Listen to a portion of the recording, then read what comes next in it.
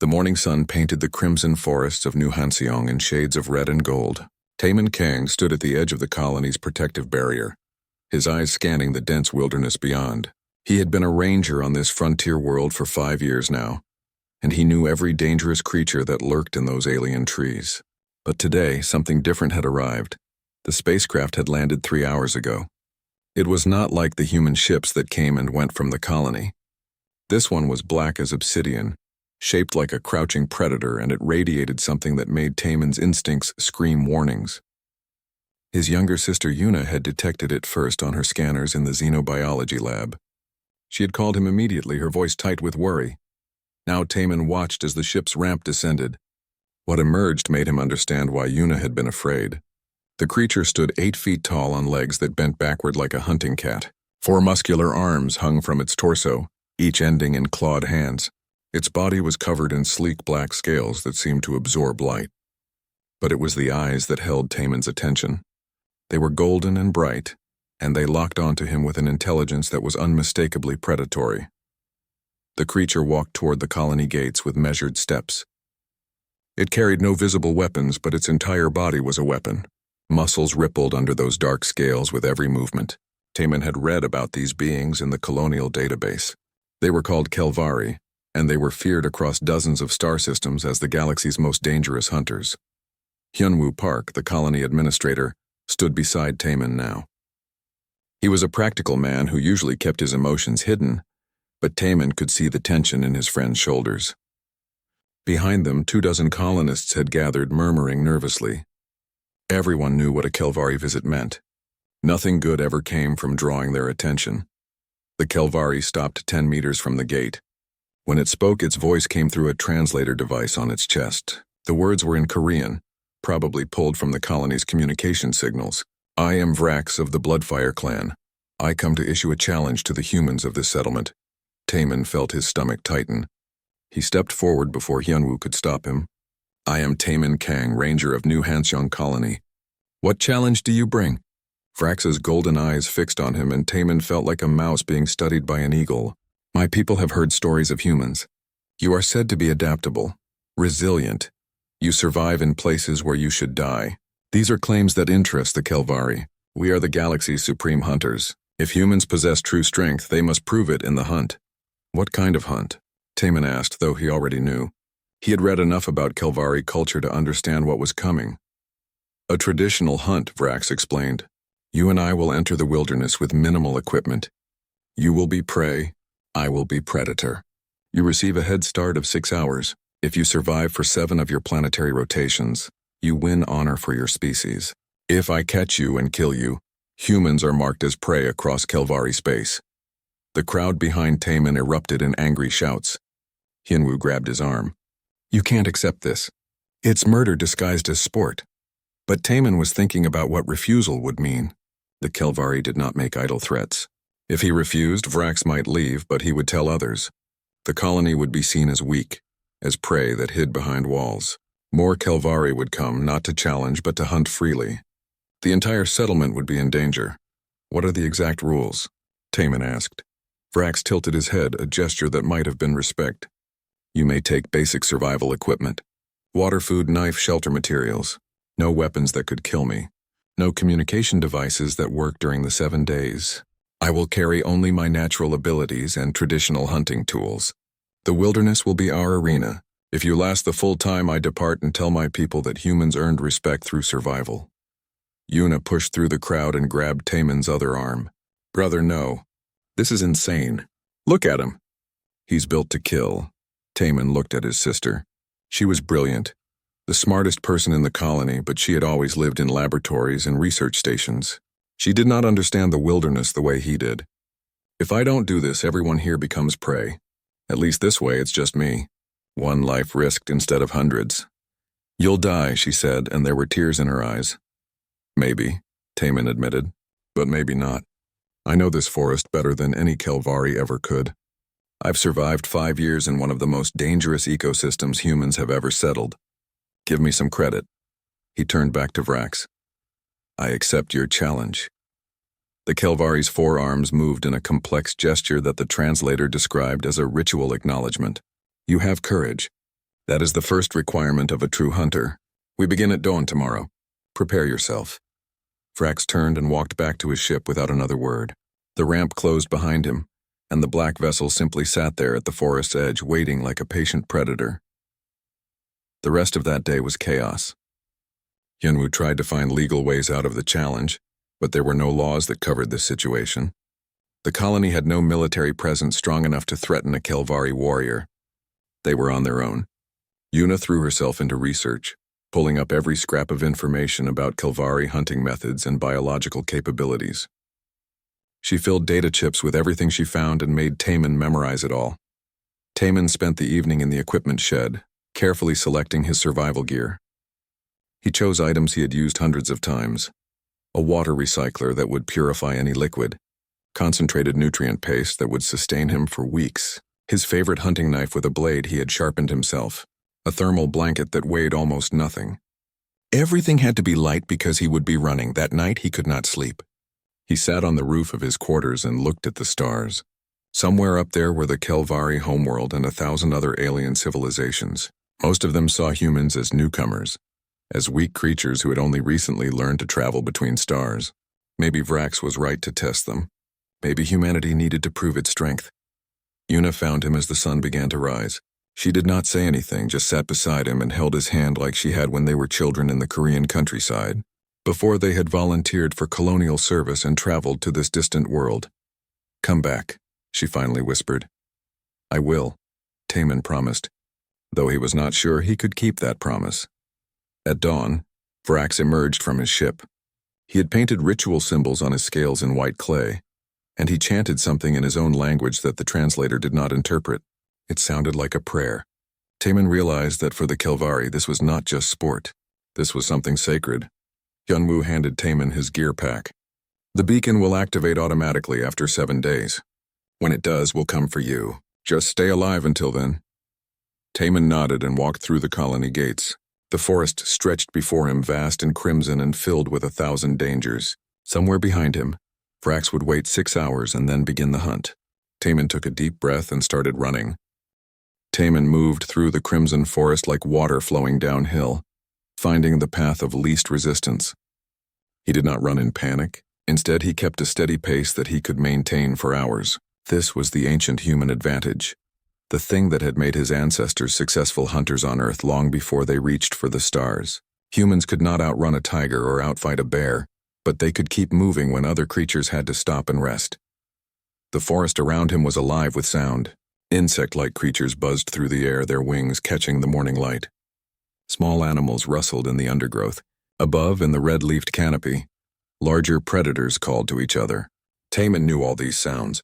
He had spent 5 years learning this ecosystem, understanding how everything connected. That knowledge was his real weapon in this hunt. After 2 hours of steady movement, Taman reached his first checkpoint, a stream that cut through the forest like a silver ribbon. He stepped into the cold water and began walking upstream. Water would hide his scent and make tracking harder. It was a basic trick, but basic tricks worked because they followed simple logic. He stayed in the stream for nearly a kilometer before climbing out onto rocks that would leave no footprints. 6 hours after he had started, Taman knew that Vrax would begin hunting. He imagined the Kelvari warrior starting his pursuit, those golden eyes tracking signs that Taman had left behind. The thought made his heart beat faster, but he pushed the fear away. Fear made people stupid, and stupid people died in the wilderness. Vrax stood at the point where the human had entered the forest. He had waited the required 6 hours, using the time to meditate and prepare his mind for the hunt. Now, as he examined the ground, he felt the familiar excitement that came with pursuing worthy prey. The human's tracks were clear at first, heading due north into deeper wilderness. Vrax smiled, showing rows of sharp teeth. This would be over quickly. He began to run. His forearms helped him move through the dense forest with incredible speed. Branches that would slow a two-armed creature were simply pushed aside. His powerful legs launched him over obstacles. His enhanced vision picked up thermal traces where the human's feet had warmed the ground.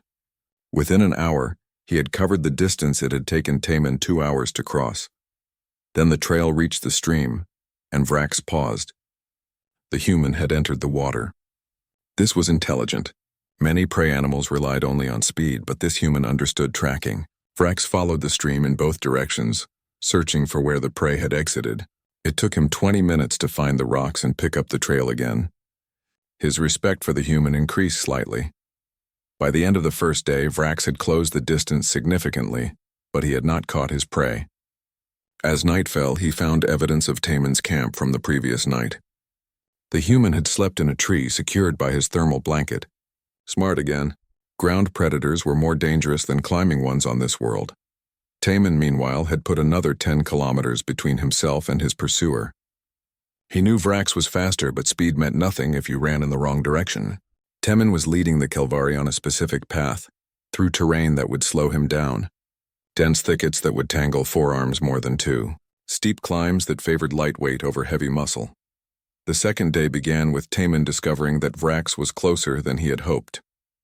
He found tracks that were only a few hours old. The Kelvari was pushing hard, moving faster than should be possible. Taemin adjusted his plans and headed toward more dangerous territory. If pure distance would not save him, he would make the environment his ally. He led Vrax into a region where the ground was unstable. Centuries of root growth had created pockets beneath the soil. These looked solid but could collapse under heavy weight. Taemin, who weighed less than half what Vrax weighed, could move across these areas safely if he was careful. He walked on the edges of paths on roots and rocks, leaving tracks that led directly across the most unstable ground.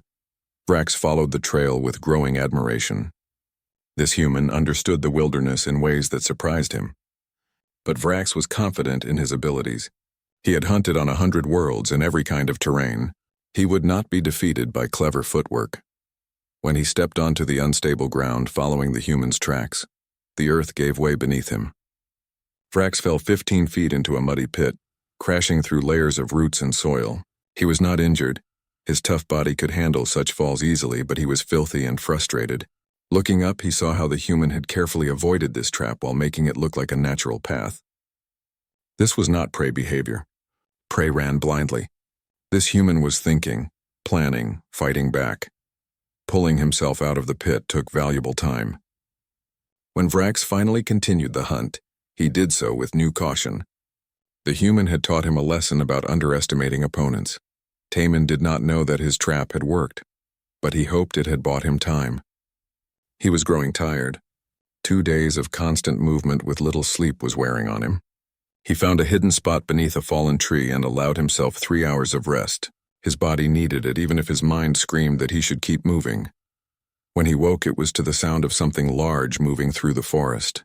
For a moment, he thought Vrax had found him. Then he realized the sound was wrong. Too many legs. Too much hissing. He looked carefully through the gaps in the fallen tree and felt his blood turn cold. A thorn-backed serpent slithered through the clearing. It was one of the apex predators of New Hanseong, a creature that even rangers avoided.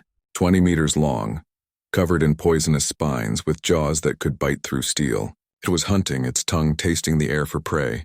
Taemin held perfectly still. The serpent passed within 3 meters of his hiding spot.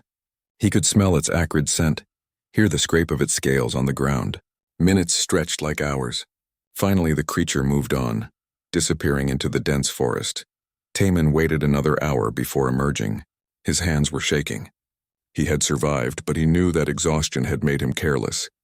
If he had been more alert, he would have detected the serpent's presence earlier. He could not afford mistakes like that. As the third day ended, Taemin found a high ridge that gave him a view of the forest behind him.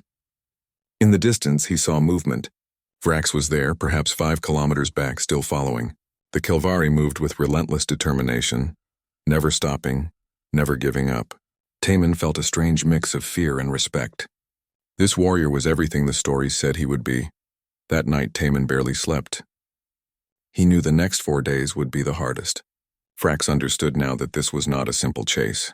The hunt had become something more complex, a test of endurance and intelligence. Taemin had to stay ahead, had to keep thinking, had to use every advantage the forest gave him. In his own camp, Vrax performed evening rituals, thanking the hunt gods for a worthy opponent. He cleaned his scales and sharpened his claws. Tomorrow he would close the distance again. Tomorrow he would prove that Kelvari were still the supreme hunters. But tonight he allowed himself to acknowledge something unusual.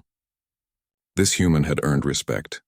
Whether he lived or died, he had shown qualities that Vrax had rarely seen in prey species. The hunt was far from over, and both hunter and hunted knew that the real test was still to come. The fourth morning brought rain. Not the gentle rain that Taman remembered from Earth, but the harsh downpours common to New Hanseong. Water fell in sheets, turning the forest floor into a maze of streams and mud. Visibility dropped to almost nothing. Under normal circumstances, Taman would have found shelter and waited for the storm to pass. But these were not normal circumstances. The rain actually helped him. It washed away his scent and covered his tracks. He moved through the deluge, soaked to the bone but grateful for the cover it provided. His thermal blanket kept his core temperature stable, and the water recycler ensured he had clean drinking water. The nutrient paste tasted like cardboard, but it kept him fueled. Vrax pushed through the rain with growing frustration. The trail had gone cold. Every scent marker was washed away. The thermal signatures he relied on were blurred by the rain. For the first time since the hunt began, he had lost track of his prey. This should have been impossible. Kelvari hunters did not lose their quarry. He stopped in a small clearing and considered his options. The human was moving north and west, toward the deeper wilderness. That direction made sense. The more distance between them, the better the human's chances. But the terrain to the northwest was dangerous, filled with canyons and cliffs. Perhaps the human would make a mistake there. Vrax decided to take a calculated risk. Instead of trying to follow the washed-out trail, he would move ahead to where he thought the human was going. He would position himself for an ambush. It was a break from traditional hunting methods, but this entire hunt had broken tradition in many ways. Taman emerged from the rain in late afternoon. His clothes were soaked, and despite the thermal blanket, he was cold. He needed to make a fire to dry out and warm up. Building a fire would give away his position, but hypothermia would kill him just as surely as Vrax would. He found a sheltered spot under an overhang and used his knife to shave dry wood from the inside of a dead log. Within 20 minutes, he had a small fire burning. As he warmed himself, Taman thought about the Kelvari warrior. 4 days of constant pursuit showed incredible endurance. Vrax had not given up, had not slowed down.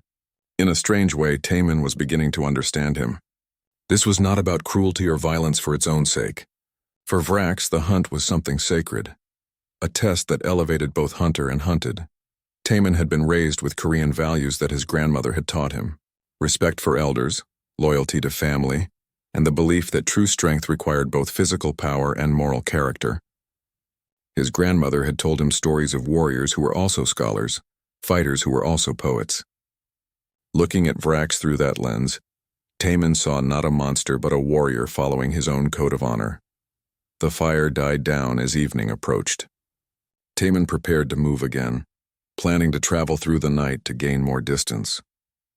Then he heard it, a sound that made every muscle in his body tense, the hissing, scraping noise of something massive moving through the forest. He knew that sound, another thornback serpent, but this one was even larger than the first, and it was moving directly toward his position. Taman grabbed his gear and prepared to run, but then he saw movement in the trees ahead, a figure that was not the serpent, a figure that stood on 2 legs and had 4 arms. Vrax had found him, but the Kelvari warrior had also found the serpent. Taman watched from his hiding place as Vrax and the thornback serpent faced each other in the clearing. The serpent was huge, its body as thick as a tree trunk, its poisonous spines gleaming in the fading light. Any normal hunter would have used advanced weapons to kill such a creature from a safe distance. But Vrax drew only a pair of curved blades, one in each of his upper arms. The serpent struck first, its massive head lashing forward with blinding speed. Vrax rolled aside, his 4 arms giving him perfect balance. He came up slashing, his blades scoring deep cuts along the serpent's scales. The creature hissed in rage and pain, its tail whipping around to catch the Kelvari from behind. Vrax jumped, impossibly high, his powerful legs launching him over the tail. He landed on the serpent's back and drove both blades deep between its armored plates. The serpent thrashed wildly, trying to dislodge him. One of its poisonous spines caught Vrax's shoulder, tearing through scales and drawing dark blood. Taman watched the battle with held breath. He could run now while Vrax was distracted. This was his chance to gain significant distance, maybe enough to survive the remaining days. But as he watched Vrax fight with honor against a deadly opponent, something in him refused to simply run away. The serpent managed to throw Vrax off its back. The Kelvari hit the ground hard and the serpent immediately lunged for him, jaws open wide. Vrax was wounded, poison from the spine spreading through his system. He was strong, but even Kelvari could not fight poison forever. Taman made a decision that went against all logic. He picked up a rock and threw it as hard as he could. His aim was perfect. The rock struck the serpent's eye just as it was about to bite down on Vrax. The creature reeled back, hissing in confusion and pain. That single moment of distraction was all Vrax needed. He surged forward and drove both blades into the serpent's throat, finding the vital arteries. The massive creature shuddered and collapsed. Vrax stood over the dead serpent, breathing hard. His shoulder bled from the spine wound. He turned slowly, his golden eyes scanning the forest. "Taemin," he called out in Korean, his translator rendering the words clearly. "I know you are there. I know what you did. Why would prey save predator?" Taemin did not answer. He slipped away silently, moving deeper into the forest.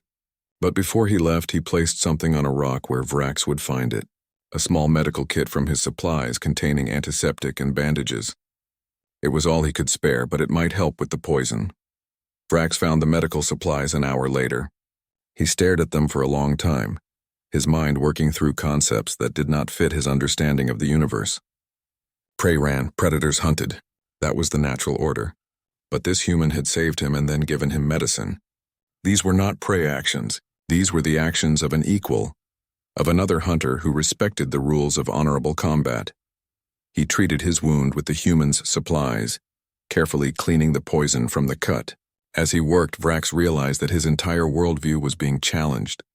The Kelvari believed they were the only true hunters in the galaxy, that all other species were either prey or lesser predators. But what was Taemin? He ran like prey, but he thought like a predator. He avoided direct combat, but he understood honor. That night, Vrax did not sleep.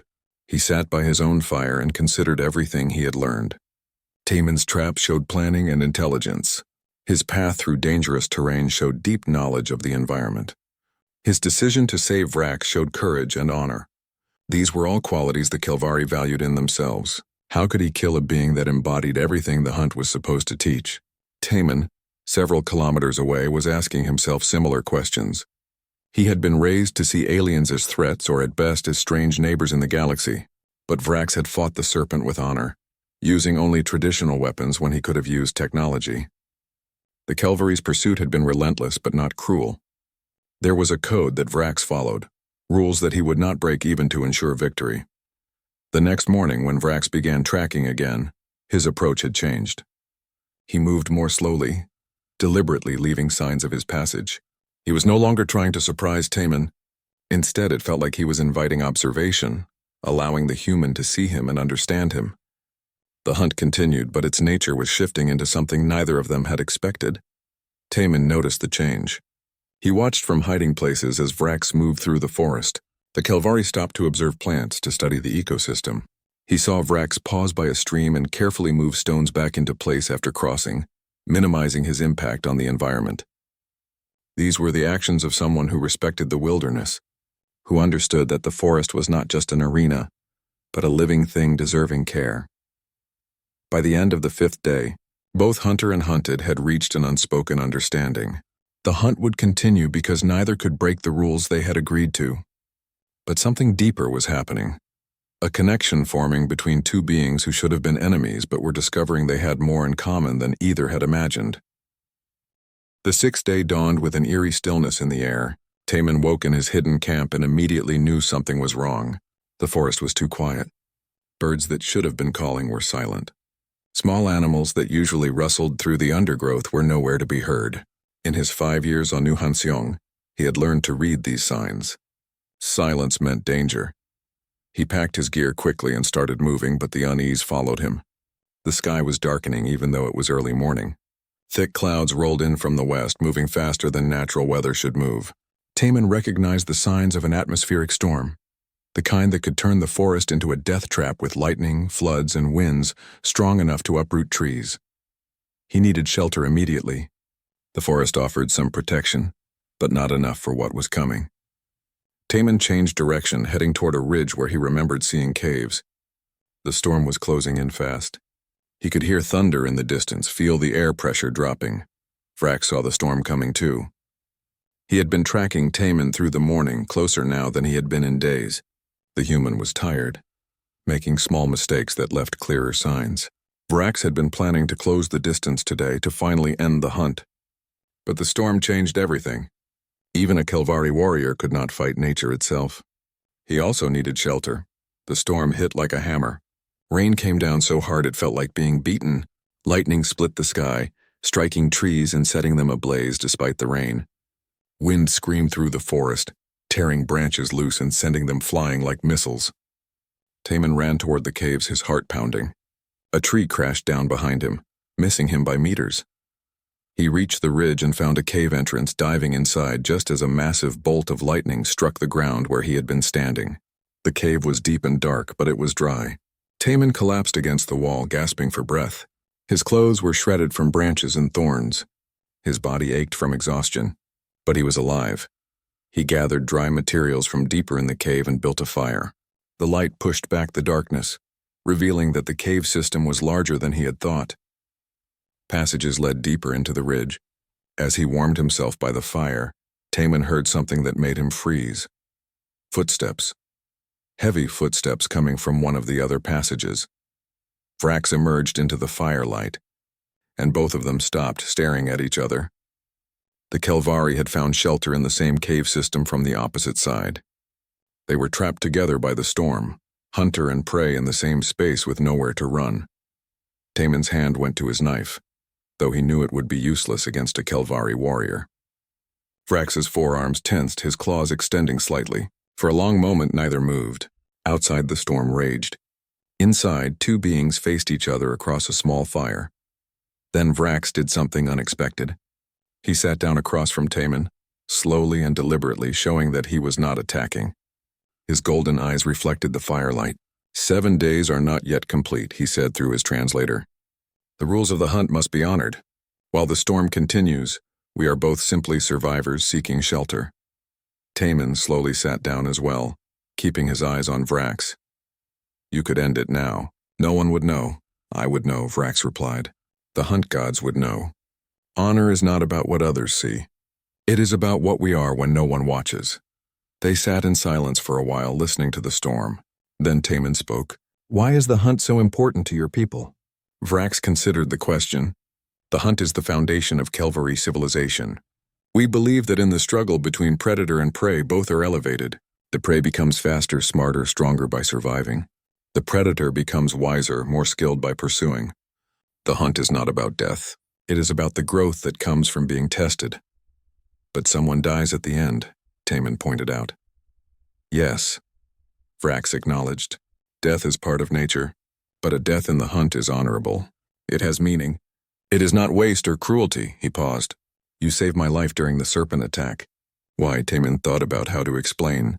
Where I come from, we believe that strength without honor is just violence. You fought that serpent with traditional weapons when you could have used technology. You respected the rules of combat. That deserves respect in return. Vrax leaned forward, interested. Your people value honor. Some do, many do.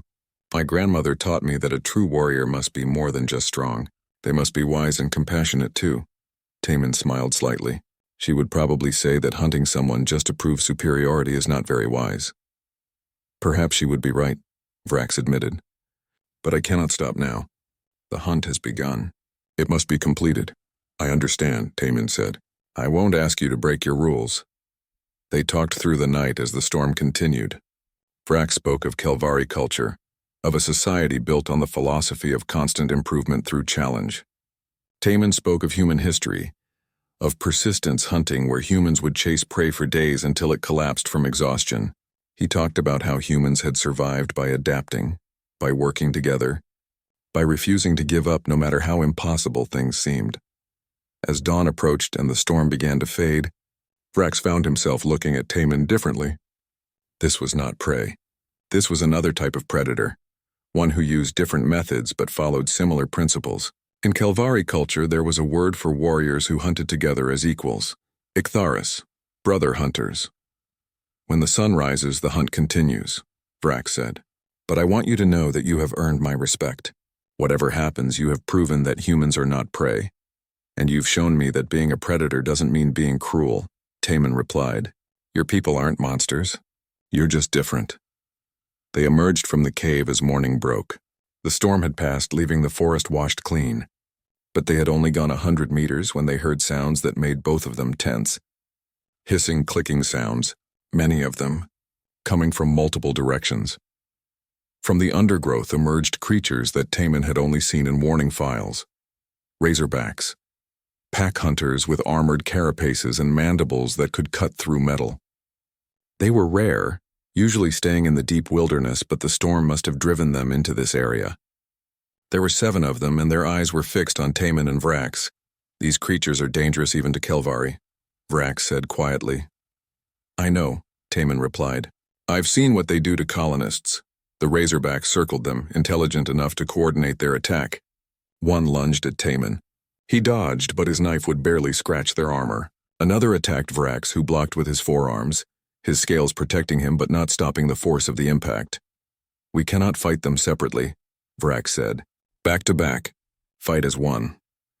They positioned themselves together, Taman facing 3 Razorbacks while Vrax faced 4. When the creatures attacked, they moved as a team. Taman used his smaller size to dodge and lead the creatures into positions where Vrax could strike. Vrax used his strength to break their armor, making them vulnerable. They called out warnings to each other, coordinated their movements, covered each other's weaknesses. The battle was brutal. Taman took a slash across his arm that bled freely. Vrax was bitten on his leg, his scales cracking under the pressure. But they fought with perfect coordination.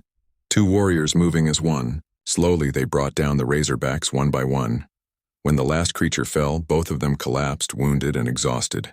They lay there for several minutes, simply breathing. Then Vrax stood up and walked to Taman. He extended one of his lower arms.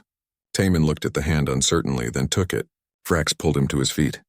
The Kelvari drew a ceremonial blade and cut his own palm. Dark blood welled up. He offered the bleeding hand to Taman. Among my people, this is how we make warriors into brothers. Blood shared in battle creates bonds stronger than family. Will you accept?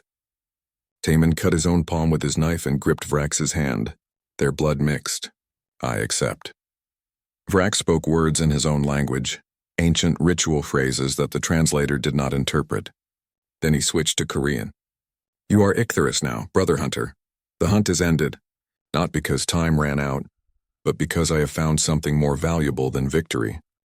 The colony's sensors detected 2 signals approaching instead of 1. Yuna was the first to see them on her monitors. Her heart had been in her throat for 6 days, barely eating, barely sleeping, just waiting for news about her brother. Now the beacon was active, and 2 life signs were moving toward the colony together. She ran to tell Hyunwoo, who immediately organized a response team. They went out through the gates armed and cautious, not knowing what to expect. When they saw Taman walking beside Vrax, both wounded but moving together like old friends, the entire team stopped in confusion. Taman raised his hand in greeting. It's okay. Everything is okay. They returned to the colony together, and the sight of a Kelvari warrior walking calmly through their streets caused panic, until Hyunwoo got on the announcement system and told everyone to stay calm. In the medical center, human doctors worked on Taman while Yuna, using her xenobiology knowledge, helped treat Vrax's wounds. The Kelvari sat patiently, his golden eyes watching everything with interest. That evening, Hyunwoo gathered the colony leadership in the meeting hall. Vrax stood before them, towering over every human present. The colonists looked at him with fear and suspicion. Taman stood beside the Kelvari, and that simple act of solidarity helped calm some of the tension. Vrax spoke, his translator rendering his words clearly. I came to your world to test human strength through the hunt. I believed humans were prey pretending to be predators. I was wrong, he gestured to Taman. This human showed me qualities I did not expect. Endurance beyond what should be possible for a being of his size. Intelligence that turned the environment into a weapon. And honor that saved an enemy's life when he could have run. Vrax's forearms moved in a gesture of respect. The hunt is complete. Taman survived not because time ran out, but because I chose to end it. I have declared him Ichthyrus, brother hunter, by the oldest laws of my people. This means I recognize humans as fellow predators who walk a different path, but deserve equal respect. What does this mean for the colony? Hyunwoo asked carefully. I will return to the Kelvari conclave and present my findings. I will argue that humans should be recognized as path brothers, a species that hunts by different rules but with equal honor. This will not be easy. Many Kelvari will reject my words. Some will call me traitor for abandoning the hunt. But truth matters more than tradition. Yuna stepped forward. Why would you risk so much for us? You barely know us. Vrax looked at her, and there was something almost sad in his golden eyes. Because I have lived my entire life believing one truth, and your brother showed me I was wrong. If I am wrong about humans, what else might my people be wrong about? I must speak truth even if it costs me everything. Over the next few days, Vrax prepared to leave. Taemin spent much of that time with him, learning about Kelvari culture and teaching Vrax about human ways. They discovered they had more in common than either expected. Both valued honor and discipline. Both saw strength as something that required wisdom to use properly. Both understood that true warriors protected those weaker than themselves rather than simply dominating them. Yuna made a fascinating discovery while analyzing medical data from both Taemin and Vrax. When they had fought the Razorbacks together, their stress responses and neural patterns had synchronized in ways that should not have been possible between such different species. She called it combat bonding, and it suggested something remarkable. Humans might have a unique ability among galactic species to form deep connections across species barriers. It makes sense, she explained to Taemin. Humans evolved alongside dogs and other animals.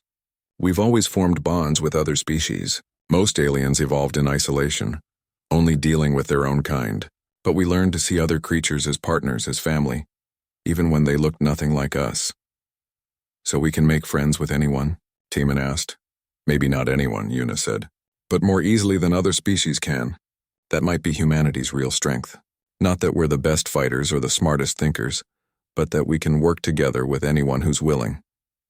On the day Vrax prepared to leave, a ceremony was held. Taemin and Vrax exchanged gifts in a ritual that blended human and Kelvari traditions. Vrax gave Taemin a scale from his chest grown over his heart. It was a piece of himself, given to show permanent connection. Taemin gave Vrax a stone from the cave where they had sheltered, carved with Korean characters and Kelvari symbols. The word brother in both languages. The conclave will not make this easy, Vrax warned. I will be on trial for heresy. Some will demand I be punished for abandoning the hunt. Then I'll come to speak for you, Taemin said immediately. That could be dangerous.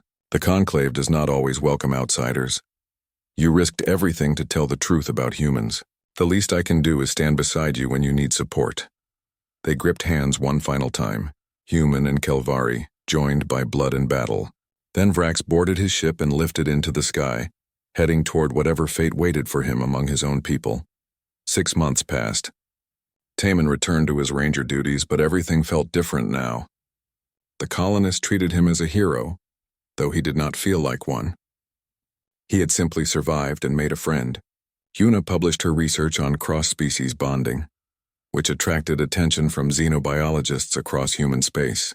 Hyunwoo dealt with the political implications as other alien species wanted to know what had happened on New Hanseong. Then one day, Yuna rushed to find Taemin. A message came through. From Vrax, the conclave has reached a decision. They gathered in the communication center. Vrax's face appeared on the screen, and Taemin was relieved to see him alive and well. My brother, Vrax said. I wanted you to hear this from me. The conclave has concluded its deliberation. I was put on trial for heresy and abandoning the hunt. You traveled to the Kelvari homeworld to speak on my behalf, and that act of loyalty impressed many who watched. Taemin remembered that trip. The Kelvari homeworld was a harsh, high-gravity planet where he could barely move without assistance. But he had stood before the conclave masters, thousands of Kelvari warriors watching, and told them what happened in the forest. He had spoken of honor and respect, of finding brotherhood across species lines. The conclave has made a landmark decision, Vrax continued.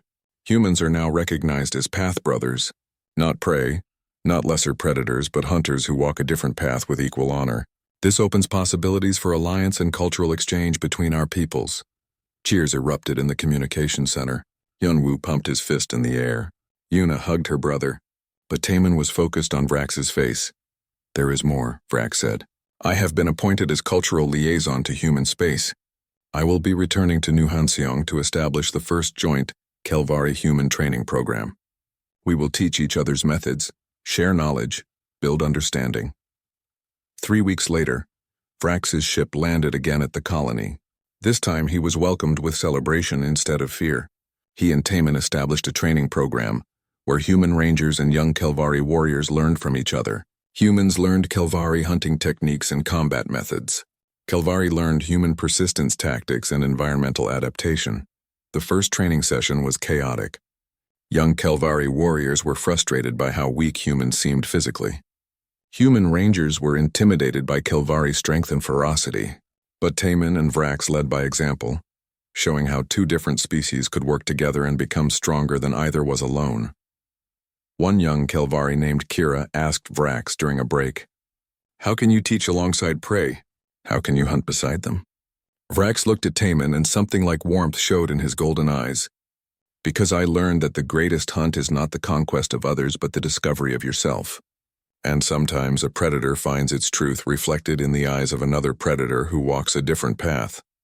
Taman added, in carefully practiced Kelvari, "We are all predators. We are all prey. We are all brothers. This is the human way." As the twin suns of New Hanseong set, painting the crimson forest in shades of gold and red, the mixed group of humans and Kelvari headed into the wilderness together, not as hunter and hunted, but as teachers and students, all learning what it meant to be strong together rather than apart. Other alien species watched these developments with interest and concern. The galaxy had always been divided into clear categories: predators, prey, herbivores, carnivores, strong and weak. But humanity was blurring those lines, showing that cooperation could cross species boundaries that others thought absolute. Some saw this as humanity's greatest weakness, this tendency to befriend anyone. But others, like Vrax, saw it as their greatest strength. In a galaxy full of species that stayed isolated in their own ways of thinking, humans had the ability to build bridges, to find common ground with even the most alien minds. The hunt that was supposed to prove human weakness had instead revealed something the galaxy had not expected. Humanity was not the strongest species or the smartest or the fastest, but they had something that might be more valuable in the long run. They could turn enemies into brothers. They could look at something completely alien and see not a threat but a potential friend. And in the vast darkness of space, where so many species viewed each other with suspicion and fear, that ability to forge unlikely friendships might be the most predatory trait of all. Because humans did not just survive in the galaxy, they convinced the galaxy to welcome them as family. Taman stood beside Vrax, watching their students work together in the forest. Two species that should have been enemies, learning to trust each other. He thought about his grandmother's teachings about warriors who were also scholars, about strength that required wisdom. "What are you thinking?" Vrax asked. "That maybe the real hunt is not about catching prey or proving strength," Taman said. "Maybe it is about finding others who make us better than we could be alone." Vrax's forearms moved in a gesture that meant agreement and respect. "Your grandmother was wise. You honor her memory." Together, human and Kelvari, brother and brother, they walked into the forest to teach the next generation that the universe was wider and more wonderful than anyone had imagined.